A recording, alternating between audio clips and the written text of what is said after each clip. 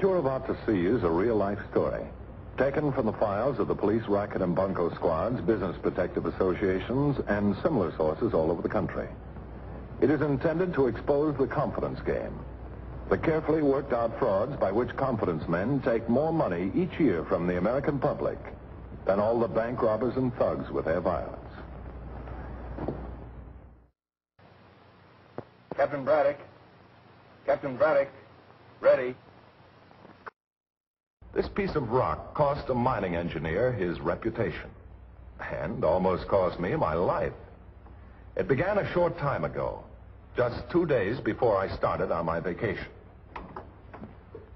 Sorry to trouble you, Captain. There's a character out here that says he's been salted. Send him to the psycho ward. Oh, no, sir. He's not a nut. Something about a gold mine swindle. Sucker born every minute and two to take it away from him. All right, send him in. Yes, sir.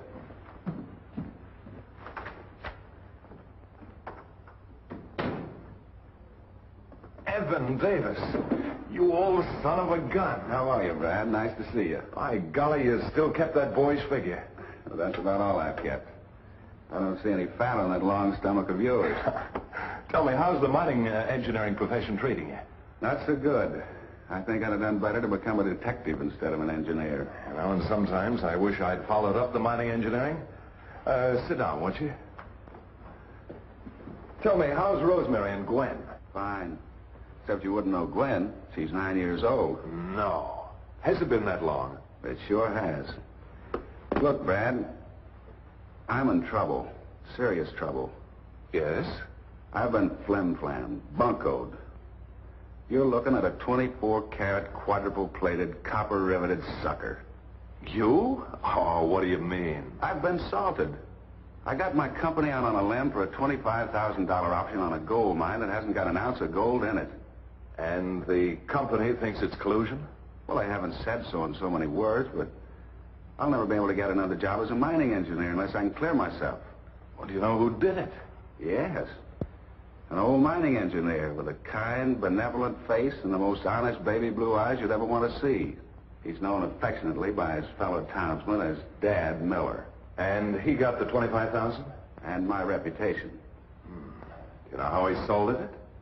That's just it, I don't. Oh, I know he used gold chloride solution, but I don't know how he managed it. Did you take your own specimens yourself? Yes. And I used my own equipment. I carried the sacks of samples in a heavy cowhide bank messenger zippered bag. The old man never had a chance to touch it, put his hands on it, or even get near it. But somehow he managed to put enough chloride of gold solution on those samples to show an assay report averaging $400 to the ton.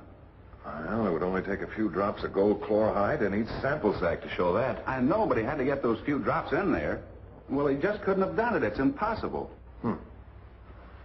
Where did this take place? Up in the mountains, a few miles above Eureka Springs. That's on the Tawui River, isn't it? Yeah, it runs right past the town. That's supposed to be one of the best trout streams in the state. It is. I caught some beautiful rainbows while I was up there getting rooked. And Wolf's Head Lake up above there, stacked with German browns and speckles.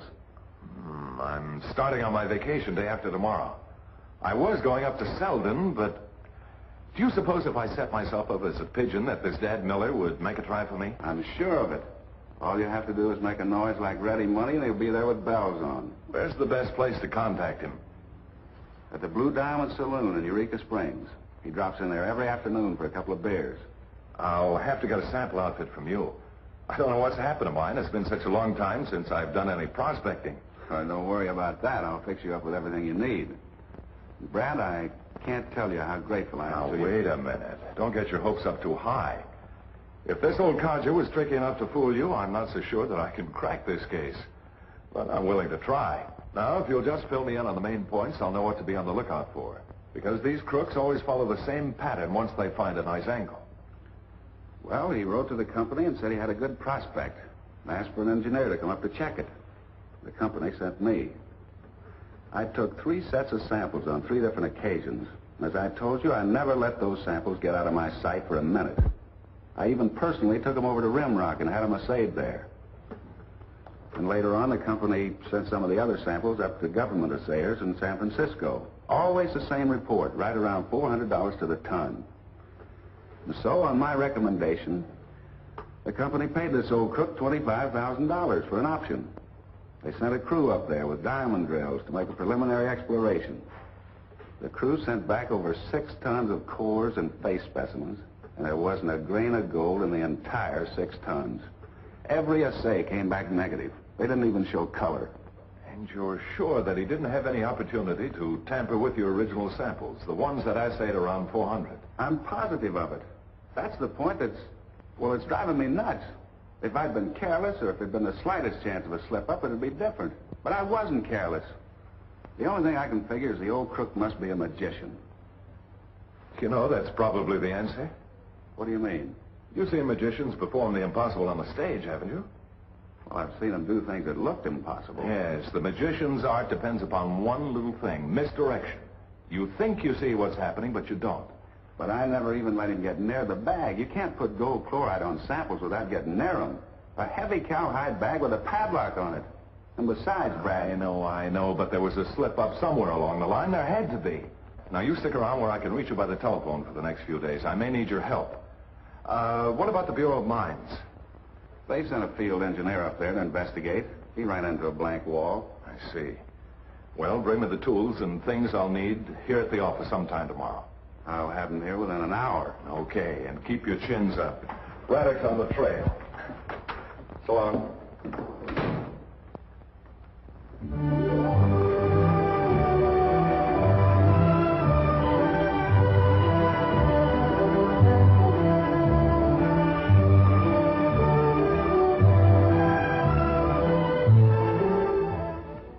Things are kind of quiet around here, aren't they? Quiet? Judas. My friend, this town just isn't quiet. It's dead. Old rigor mortis has already set in. If it wasn't for an occasional trout fisherman like yourself, I'd starve to death. Which I'm going to do anyway. Gold all played out, huh? No. There's more gold in those hills has ever been taken out. Gold's still there. Trouble is, nobody knows where to find it. You a mining man? No, not exactly. Although I did take a couple of years of geology and mining engineering. No, I'm in the investment business. Investments in the development of mining property. Gonna be around with us long? Oh, a couple of weeks if the fish keep biting. Well, I'll be around here to serve you anytime you get thirsty. They ain't got nothing to drink over in that hotel except in coffee. You can call that stuff coffee. Okay, thanks. Thank you.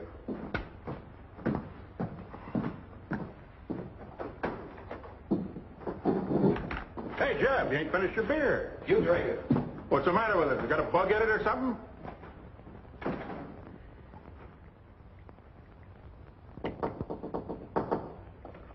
Come in. Howdy, sir. I hope I ain't disturbing you none. No, not at all. I happened to see a light from down in the street, and I thought maybe you wasn't in bed, so I thought I'd come up and have a little talk with you. Well, won't you come in? Thank you. Miller's my name, sir. Folks in these parts call me Dad. Dad Miller. Braddock's my name, Mr. Miller.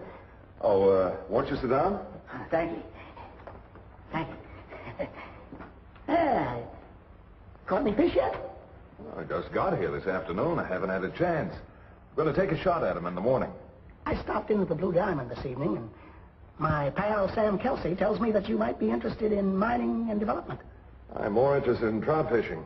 I'm on my vacation. Well, I ain't a gambling man, but I'll bet I could show you something up in the mountains that would make you forget all about trout fishing. That is, if you're interested in gold. I'm always interested in gold. But why did you come to me? Well, the folks around here are a sly lot. They think I'm an old fool, but the laugh's going to be on them when the truth comes out. Yeah, what is the truth? Well, I don't want you to take my word for it. All I want you to do is to see for yourself. I'll take you up there in my Jeep and let you take out some samples from any part of the vein you want to. Then all you got to do is sit back and let the assayer give you the answer. What does it run? Runs about 400 to the ton. And if it don't run that much, I'll eat this here hat without cream or sugar. Is it free milling? No, sir. It's sulfide. It looks all the world like bull quartz. Has to be processed. That's why I'm not operating it myself. It'll cost about 8 to 10,000 to lay in a road up there. Then we have to put in a compressor and pipe some water up there to hold down the dust. That'll cost another 15 or 20,000. But when we get it set, we'll have a bonanza. Why, I've got over 1,000 ton exposed in my little gopher hole right now. It sounds good, almost too good to be true. Seeing is believing. That's right. You got any equipment with you to take out some samples? I got enough to make out. I always bring along a little gear when I go fishing in case I want to pick up a specimen. Good. Always like a man to use his own equipment. Then he don't have no suspicions or doubts in his mind. All right, Mr. Miller, what time? 8 o'clock too early? That's all right. Pick you up here at 8 o'clock in the morning with my Jeep. I'll bring the lunch. All you got to do is sit back and ride in style. I hope we can keep this just between ourselves. I don't want to start a stampede up there until I can stake out some more claims. If you handle it right, I'll stake out a claim for you, too. Now, don't you worry about me, Mr. Miller. You can depend upon me to play it close to my chest. Good. It's great to do business with an intelligent man. Good night, sir. I'll be seeing you in the morning. Good night, Mr. Miller.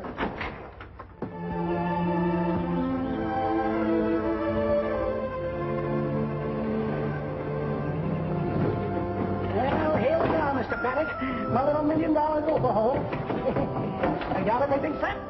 Yeah, I think so. Well, you better take that. Come on. Let's go get those specimens. All ready? Yeah, I think so. I'll lead the way.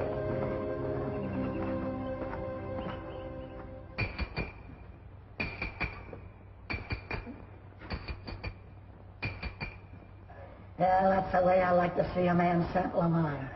Drill them deep and find out what's really in there. It's the only way to make a real preliminary test. Yes, sir. You want me to get some mud for you to tamper with? Oh, thank you. I brought some clay along with me. By jingoes, you certainly know your business, young fella. Nobody's ever going to assault you.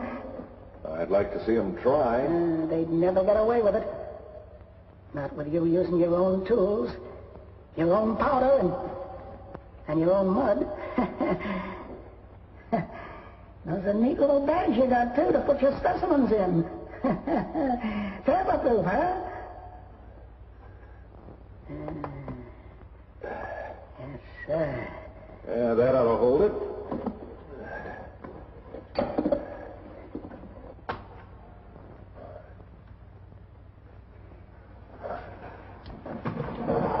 All right, Mr. Miller, after you. Yes, sir.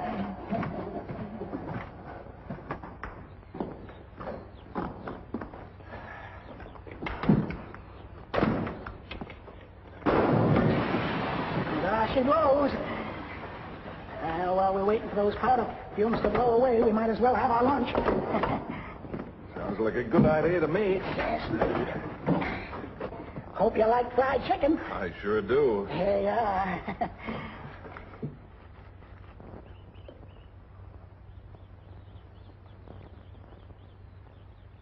What's the matter? Too salty? No, it's all right. That cook over at the Elite Cafe always did have a heavy hand with salt. But salt's good for you. Show me a man who eats plenty of salt, and I'll show you a healthy man. Let's have some potato salad. All right. Here we are.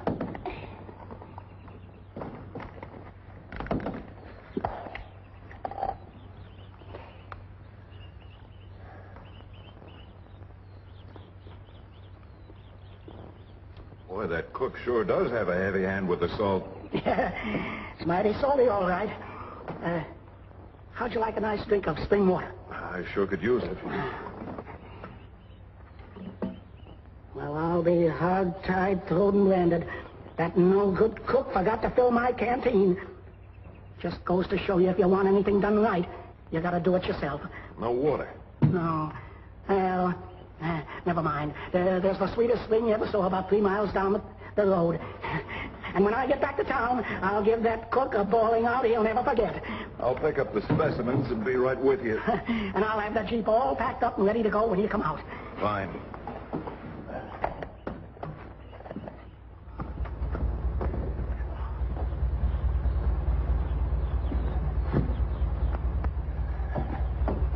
All set? All set. We'll open the car to dust. Mr. Braddock, this time I won't disappoint you about that cool drink of sparkling spring water. Come on. Spring's down this way about 20 paces. Here we are, Mr. Braddock. Here we are. There we are. There's nothing like a cool drink of spring water when a man's really thirsty. Well, sir, you still got plenty of time to get to Rimrock before the assay offices close. There are 5 or 6 of them there, so you can take your pick. They're all good. You're sure this stuff will assay around $400 a ton? Positive. Well, this I've got to see. You'll see, all right. You'll see. Hello? Oh, hello, Brad. Were they good? Every one of them. I paid an extra fee to have them rush through a trial assay, and they all came out the same, averaging around $400. Well, from your description, it's the identical tunnel. And I know positively there isn't a grain of gold in there. By the way, when Miller took you up there for those samples, did he offer to furnish the lunch? And was it very salty? I know you don't salt gold mines with salt, but in this case, I'm not so sure. I got a hunch. I'm going up there tomorrow and pick up some more samples. Now, this is what I want you to do. You're familiar with the layout up there, so... I had a feeling that my bag had been tampered with. So the next time I went up to make another test, I made sure that somebody would be in for a big surprise.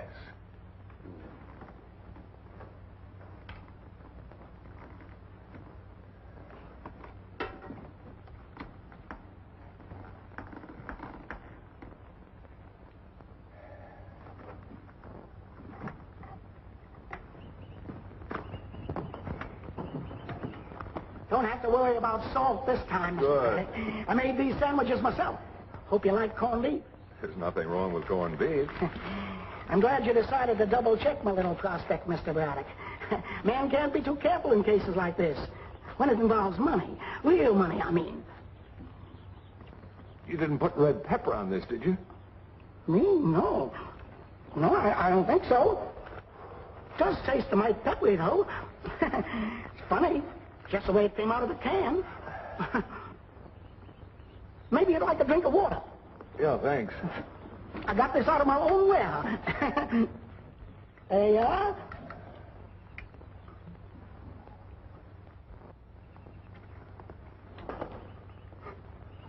What's the matter? Don't you like the taste? It's soda water. Takes a little time to get used to it. Took me about 10 years. I'm mighty fond of it, though, now. I'm afraid it would take me a lot longer than 10 years. Well, if you don't like the taste, we'll drive down to the spring and get you some fresh water. Let's go.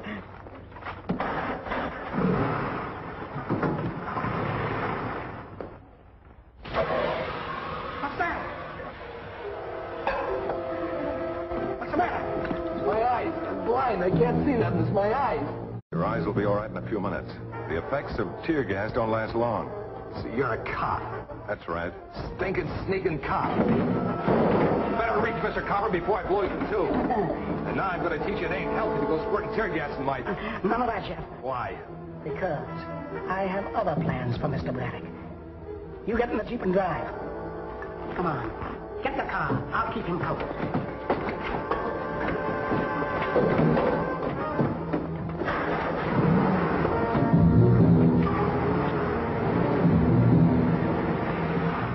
I don't get it. What's the sense of fooling around like this? Why don't we just knock him in the head and throw him over in a gulch somewhere? Because that's murder. Shut up. He's right.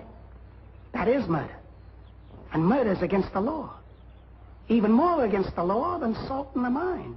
Well, if you think I'm going to do a 10-year stretch just because you're too chicken to put this guy away, you're nuts. Nobody ain't gonna do no 10-year stretch. Because Mr. Braddock ain't gonna tell anyone we salted a mine. I'm not? No, sir. Not unless you do it with a Ouija board. What's that? One of them gimmicks that they use to send messages back from the dear departed. I thought you said we weren't going to knock him off. We ain't. But mining is a dangerous occupation. And mines is dangerous places. Anything can happen in a mine. Anything at all. when a man gets himself killed in the mine, that's an accident, not murder. And accidents is legal. Very pretty, but you can't get away with it. I expected something like this, and Evan Davis and a deputy are on their way up here now. You're going to have to do a lot of explaining about this accident, no matter how you make it look. Yeah? I suppose you're going to tell me that the United States Cavalry and the Texas Rangers are on their way up here to save you. I'm not bluffing, Mr. Miller. Neither am I, Mr. Braddock. Okay, Jeff.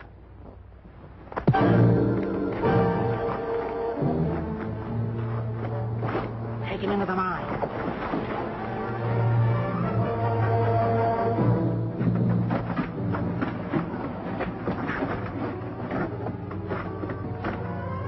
You don't need that much powder. Yes, I do. I want to cave in, a real cave in. So it'll take a couple of weeks to dig him out of here.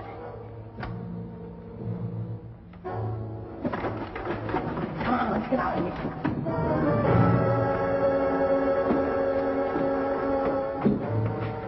Where's the key? Take it. What? I would have sworn I left him here. I always leave it here. It's on the floor. Get your hands up. If you're looking for the ignition key, it's in my pocket. Where's Braddock? He's in the mine, collecting some more specimens. You seem to be in a hurry to get out of there. Sure he was. He's in there setting another fuse. He wants some more specimens for another assay. I think we'll go in and take a look. Better get the guns first.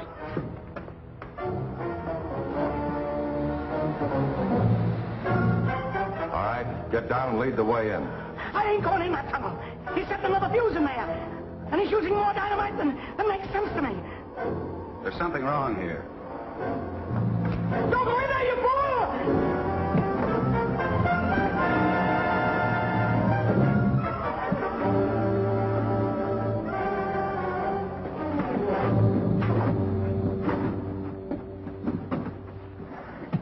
The syringe filled with gold chloride was injected into the bag like this. That's why your bull quartz assayed around $400 a ton. Miller managed to put too much salt in the food, and then he always arranged to have an empty canteen. Then he had Redder hiding out in the bushes down by the spring.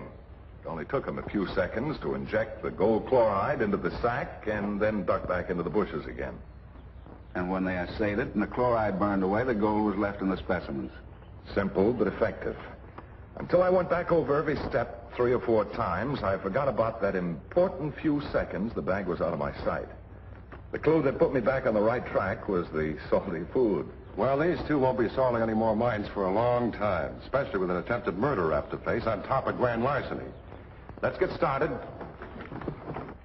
I'm a pretty good judge of character. A policeman has to be. But old Dad Miller's innocent face and kind blue eyes would have fooled anyone. So always remember that in a confidence game, the crook rarely ever looks like the crook. If he did, he wouldn't be able to get your confidence. So always beware of anyone who approaches you with a story of easy money. Something for nothing. Remember, it could happen to you.